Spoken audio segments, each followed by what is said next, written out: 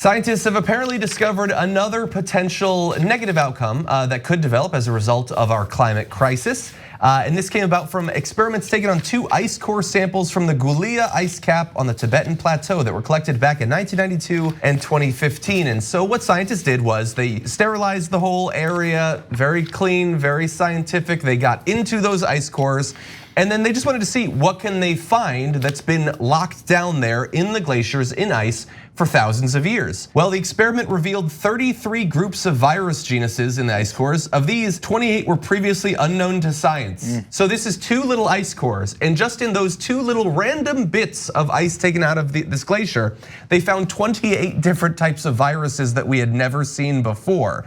And what's really cool about the ice, literally, is that those things stay in there.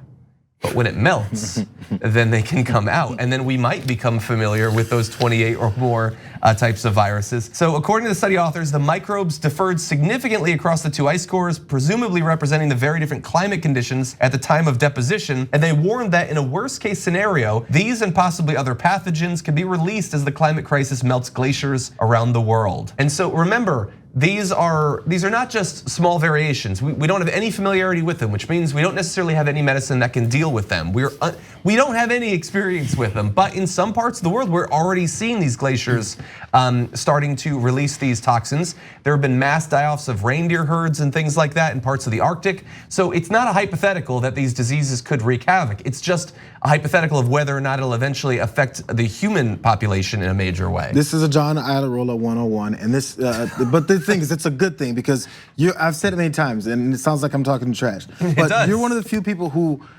will have detailed things behind what's going on. Like, there's the push in Davos last week or earlier. Trump kept talking about how we need to stop with these climate radicals who are trying to scare us and say, oh my God, we're gonna die, we're gonna die, we're gonna die. But when you give actual detailed reasons and real life scenarios of what's happening and what could affect people, it actually means something. Now, the depressing part is that people in certain positions of privilege and power don't have to worry about having any issues with any kind of viruses.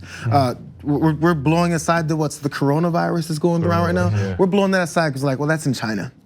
Oh, 2 people we have it now, if we've seen now in America? Possibly Minnesota. Doesn't matter. Because you know who's not gonna get the coronavirus? Donald Trump.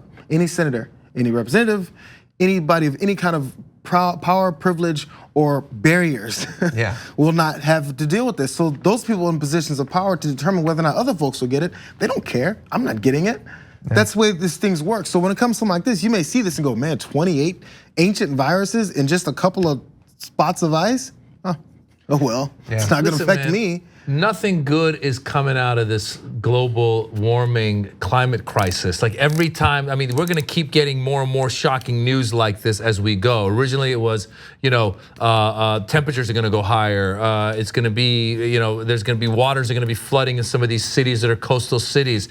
Animals are gonna be dying off. Now you hear about the viruses. It just keeps getting worse and worse. No matter how much you deny it, it's gonna get worse. It reminds me of the Netflix show You. You ever watch You? Oh, yes. I have watched You. So You, for those of you who don't know, it's about a serial killer, but at the beginning, he kind of starts out slowly. Like we don't know, I heard it was a serial killer, but it took a few episodes, and then he kind of kidnaps this one dude, and you're like, oh God, this ain't gonna go in a good direction. And then he puts him in a box, I'm like, it got worse. And then he starts experimenting with it. I'm like, this is not getting good, and it just keeps getting worse. So climate change is like the Netflix series You. It just is gonna get worse and worse. Stop denying it. Take it out of the box. Come back next week for our analysis of how The Witcher is basically about income inequality. Although actually, The Dark Crystal is, watch it. It's totally about American politics. But anyway, now I want to rewatch it with that lens. Watch critical analysis. It's not about a serial killer, it's about climate change. Exactly, most people don't know that.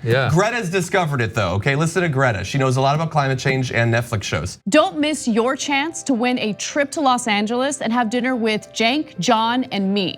Just head to tyt.com/dinnerinla to register to win. Sign up for a free Aspirations Spend and Save account. Then you just register your eligibility and swipe your aspiration card daily on purchases to gain entries. Not only are you entering to win a trip to Los Angeles and dinner with TYT hosts, you're also not depositing your hard-earned money into fossil fuel exploration or production. As a friendly reminder, even if you already have an aspiration account, you must still register for eligibility into the sweepstakes.